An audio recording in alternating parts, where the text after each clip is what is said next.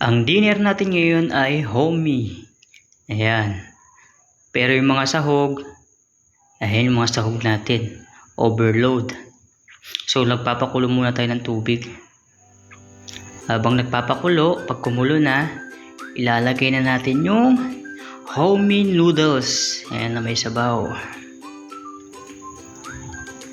Habang nilalagay natin, syempre, huwag kalimutang ilagay yung kanyang pampalasa.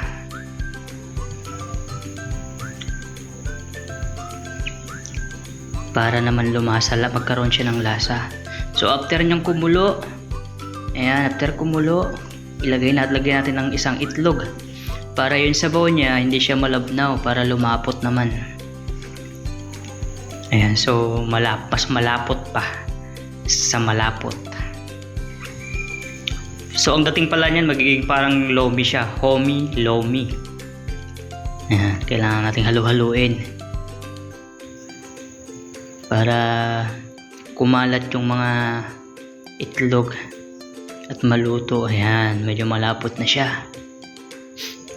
Mas malapot, mas masarap. Yan, so habang inaantay natin na maluto yung kanyang noodles,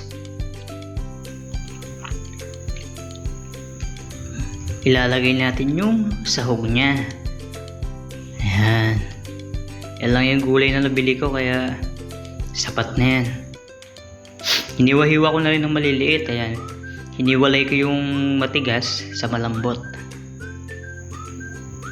Ginawa ko siyang strips. Ayan. So babad lang natin ng konti. Ayan. Hindi natin siya i-overcook para mas masarap siya. Dapat half cook lang.